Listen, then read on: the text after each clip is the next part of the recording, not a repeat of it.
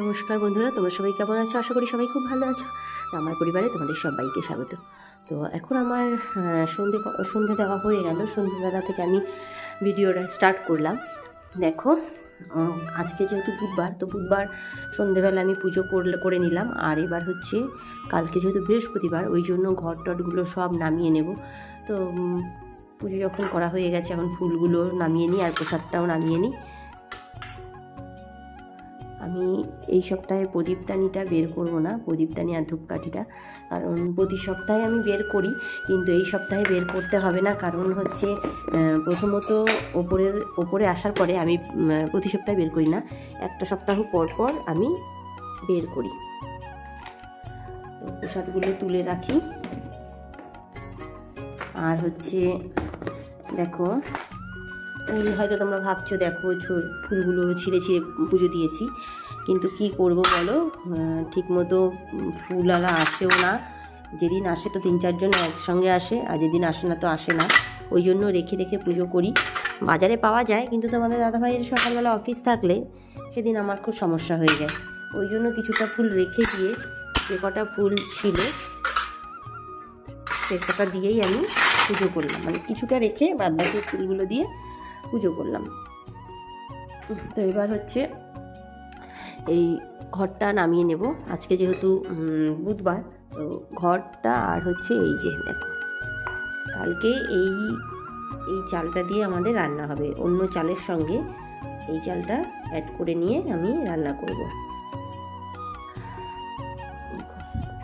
তো প্রদীপদানিটা প্রদীপটা থাকবে, ধূপকাঠিটা বের করব।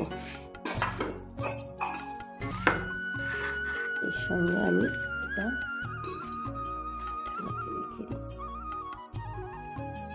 দেখো, শীতকালে সন্ধে দিতে না সত্যি খুব কুড়েমি লাগে। কারণ যখন ওই লেপের নিচে, কম্বলের নিচে শুয়ে থাকি দুপুরের পরে, আর উঠতে ইচ্ছে করে না। মনে হয় যে কেউ যদি আমার পুজোটা করে দিত, এরকম। তো বাবা মা থাকলে বাবা মাই রাতের পুজোর দায়িত্বটা নিত, কারণ পুজোর দায়িত্বটা বাবার ছিল, মানে আমার শ্বশুর মশাইয়ের পুজোর দায়িত্বটা ছিল। সন্ধ্যের পরে আমার শ্বশুর মশাই পুজো করতো, মানে সন্ধ্যেটা আমার শাশুড়ি মা দিত, আর হচ্ছে পুজোটা আমার বাবাই করতো। কিন্তু এখন সেটা হচ্ছে আমার ওপর দায়িত্ব পড়েছে। তো এখন হচ্ছে এই সন্ধেবেলায় জামা কাপড় ছেড়ে শীতের সময় পুজো করা খুব মানে কষ্ট, সেটা তো বললামই। তবে আমি একটা চাদর রেখেছি, হ্যাঁ, তো সেই চাদরটা দিয়েই চাদরটা আমি গায়ে দিয়ে তারপরে পুজো করতে বসি। কারণ সত্যি কথা বলতে কি, পুজো করতে অনেকটা টাইম লেগে যায়। কারণ বসে শঙ্খ বাজিয়ে, উলু দিয়ে, কাশি বাজিয়ে, ঘণ্টা নাড়িয়ে, মানে করতাল বাজিয়ে মোটামুটি সন্ধেবেলা আমার একটা পুজোর অনেকটাই টাইম লাগে।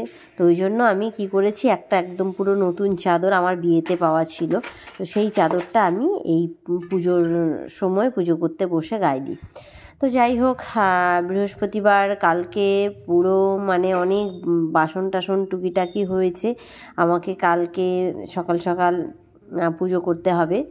তো যে পুজো টুজো হয়ে গেল, এবার আমি নিচে চলে যাচ্ছি এনা সানাকে তুলবো বলে। দেখো, ওরা এখনও ঘুমিয়ে যাচ্ছে। সন্ধ্যের পরে পড়াশুনোটা যে কখন করবে কে জানে। তারা যদি এত সকালবেলাও দেরি করে উঠছে, আর এদিকে সন্ধেবেলাও দেরি করে উঠছে। সন্ধ্যের আগে উঠে যাওয়ার কথা, সেই দেখো সন্ধে পার হয়ে যাচ্ছে, তবু দেখো কীভাবে ঘুমোচ্ছে। দেখো, এনা সানা, এনা সানা, কি হলো, ওঠো মামা, মামা, মামা ওঠো, মামা ওঠো, ওঠো বাবান, ওঠো ওঠো ওঠো। এই যে কি হলো, ওঠো ওঠো বাবা, উঠে যাও, উঠে যাও, উঠে যাও, ওঠো ওঠো, আর ঘুমায় না।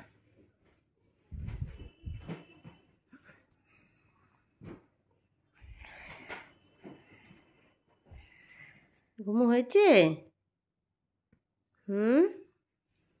মামা চলো, সোয়েটারটা গায়ে দিয়ে নাও, সোয়েটারটা গায়ে দিয়ে নাও। আর শোয় না, সোনা,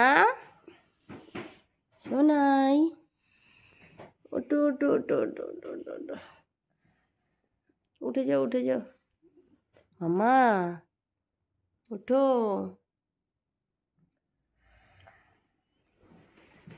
দেখো কি কাণ্ড। তো যাই হোক, কষ্ট করে এখন তাদেরকে তুলতে হবে, তুলে সন্ধ্যের টিফিন করিয়ে পড়তে বসতে হবে। তো তাদেরকে ঘুম থেকে তুলে দিয়ে এবার একটু খেতে দিয়েছি সন্ধেবেলা হেলথ ড্রিঙ্ক। তো তারা তো এ সমস্ত খেতে ভালোবাসে না। হেলথ ড্রিঙ্ক মানে আজকে শর্ত আছে, আজকে খাবে, কালকে খাবে না, আবার পরশু খাবে, এরকম একদিন অন্তর একদিন। তো আজকে খেলো, এবার কাল খাবে না। তো এখন হচ্ছে এই ঘরে চলে এলাম, বইপত্র নেব, কারণ ওদের খাওয়া হয়ে গেলেই আমি ওদেরকে পড়াতে বসবো। তো ওইটুকু অপেক্ষা যে তাড়াতাড়ি করে খা রে, তাড়াতাড়ি করে খা, মানে বারে বারে আমাকে বলতে হয়, না হলে তারা মানে এই খাবার মানে 10 মিনিটের খাবার তারা আধ ঘন্টা 40 মিনিট লাগিয়ে দেবে। আর সন্ধেবেলা আধ ঘন্টা 40 মিনিট লেট মানে বিশাল বড় ক্ষতি আমার কাছে মনে হয়। আর বই খাতাগুলো এমন অগোছালো করে রাখে, আর কি বলবো, সারাদিন আমি গোছাতেই থাকি, সব লণ্ডভণ্ড করে দেয়। কি জানি সবার বাচ্চা এরকম কি না। তা আমার বাচ্চারা মানে এই যে এখন এখানেই পড়তে বসবে, কারণ প্রচুর ঠান্ডা পড়েছে, ওই জন্য কম্বলের নিচেই পড়তে বসাবো। যদিও বারে বারে শুতে চাইবে, কিন্তু আমি শুতে দেবো না। দেখো এই যে এখনও খাচ্ছে। আর সব থেকে হচ্ছে সন্ধেবেলা খাবার, সন্ধে কেন, যে কোনো টাইমে খাবে মানে কার্টুন চালিয়ে দেবে, একটা জোরে কার্টুন চালিয়ে দিয়ে এবার দেখবে আর ওই খাবে 14 ঘন্টা লাগিয়ে। দেখো এখানে চামচ নিয়েছে, মানে একবারে খেতে পারবে না। তো যাই হোক, রান্নাঘরে চলে এলাম, টেবিলে গাদা গুচ্ছে বোতল রেখেছিল, সে ওরে পড়ে গেল ইয়েটা হাতে লেগে বোতলটা। যাই হোক, আজকে হচ্ছে একটা বড় বিপদের হাত থেকে বেঁচেছি। রান্না করতে করতে ওই জানালায় হচ্ছে যে ইয়েটা থাকে, ওই মানে হাওয়া আসে বলে আমি কাগজ দিই, তো সেই কাগজটা হচ্ছে আগুন ধরে গেছিলো। তো আগুনটা ধরার কারণ আছে, ওই কড়াইতে তেলটা পুড়ে গেছিলো, মানে তেলটা আগুন ধরে গেছিলো কড়াইয়ের তেলটায়।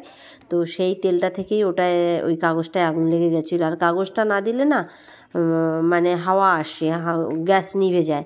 তো হয়তো গ্যাস ধরানো আছে অথচ গ্যাস নিভে গেল, তখন আমি টের পাবো না, সেটা আরেকটা বিপদ। তো ওই জন্যই আমি এই ব্যবস্থা করছি। এই যে দেখো, এটাকে কেটে ওই জানালায় দেব, আর একটা ভারী কিছু দিয়ে দেব যাতে না পড়ে সেরকমভাবে। তো হচ্ছে আজকে সত্যি একটা বড় বিপদ থেকে বেঁচেছি, এটা একটা ব্যাপার। তো ঠিক আছে বন্ধুরা, ব্লগটা যদি ভালো লেগে থাকে অবশ্যই লাইক কমেন্ট শেয়ার করো, আর তোমরা প্রত্যেকে এইভাবে আমাকে সাপোর্ট করে যেও। নতুন বন্ধু হয়ে থাকলে প্লিজ সাবস্ক্রাইব করে দিও। নেক্সট ব্লগে দেখা হচ্ছে, আরও ভালো ভালো ভিডিও তোমাদের সাথে শেয়ার করবো। তো এখনকার মতো টাটা, নমস্কার।